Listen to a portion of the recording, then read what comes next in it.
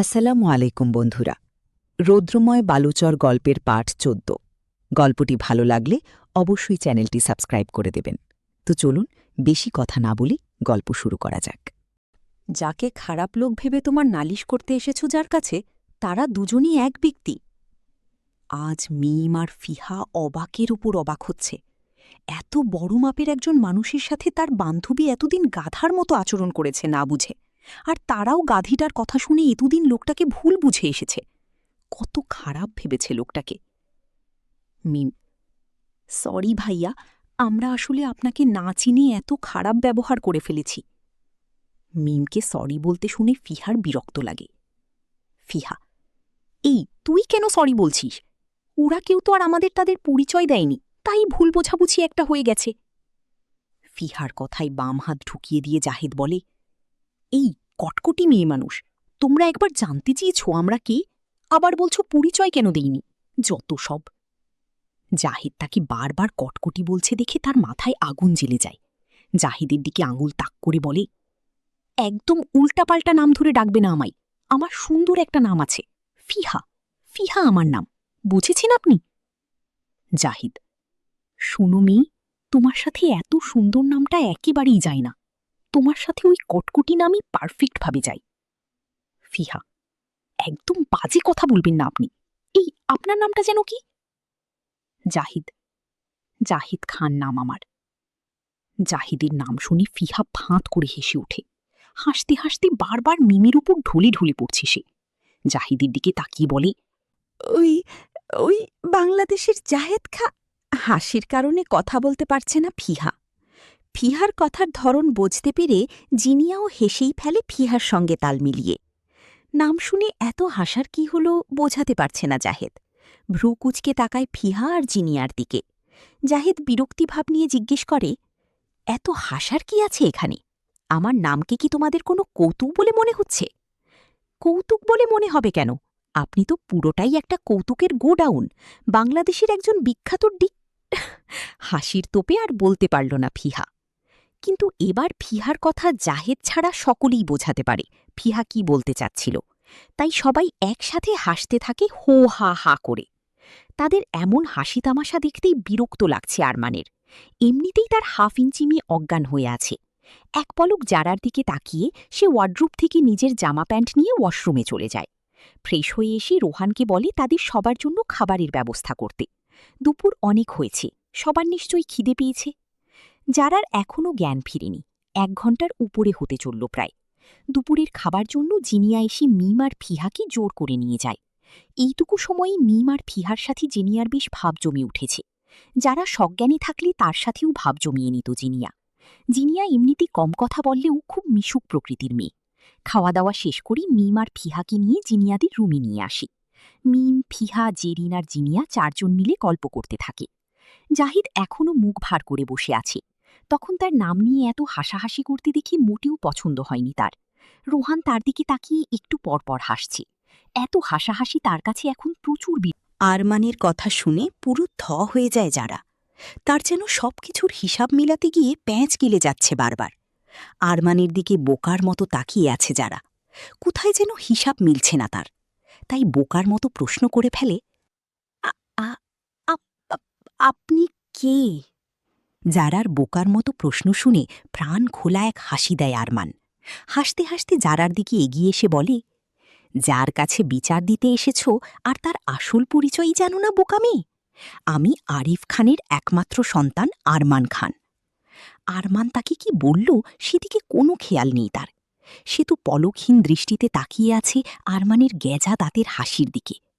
লোকটাকে হাসলে কি সুন্দর লাগে আল্লাহ! এই ব্যাডার রূপ দেখে মনে হচ্ছে তার আজ মৃত্যু অনিবার্য। বোকা বোকা চাহনি দিয়ে আরমানের দিকে তাকিয়ে বলে, কাউকে একটু ডেকে দিবেন প্লিজ, আমি আপনার হাসি দেখে জ্ঞান হারাচ্ছি মনে হচ্ছে। ব্যাস, বলতে দেরি হলো, আবারও যারা বিছানায় নেতিয়ে পড়তে দেরি হলো না।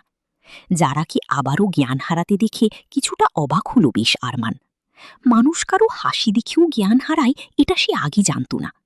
কিন্তু যারারই অবস্থা দেখে তাড়াতাড়ি ছুটে এসে তাকে আগলে নেয় আরমান। বালিশে মাথা দিয়ে সুন্দর করে শুইয়ে দেয় যারাকে। আরমান রুম থেকে বেরিয়ে আসি জিনিয়াদের ডেকে নিয়ে যায়।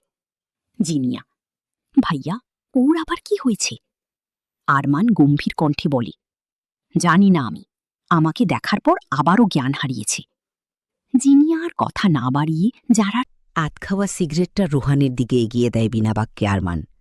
সিগারেটটা শেষ করে পা দিয়ে পিষে আরমানের দিকে তাকায় রোহান। দোস্ত, একবার গিয়ে ভাবিকে দেখে আয়, দেখ জ্ঞান ফিরেছে নাকি। মাঞ্জারাকে নিয়ে তোর এত না ভাবলেও চলবে, নিজেরটা নিয়ে ভাব আগে, আমারটা আমিই বুঝে নিব। আরমানের মুখে মেয়ের নাম শুনে ফটাফট জিজ্ঞেস করে রোহান, মাঞ্জারা কি দোস্ত? গম্ভীর কণ্ঠে জবাব দেয় আরমান, তোর ভাবি। যা এখন এখান থেকে, আমার মাথা না খেয়ে। রোহান দাঁত কিলিয়ে বলে, তোর মাথা বুঝি খাওয়ার জিনিস?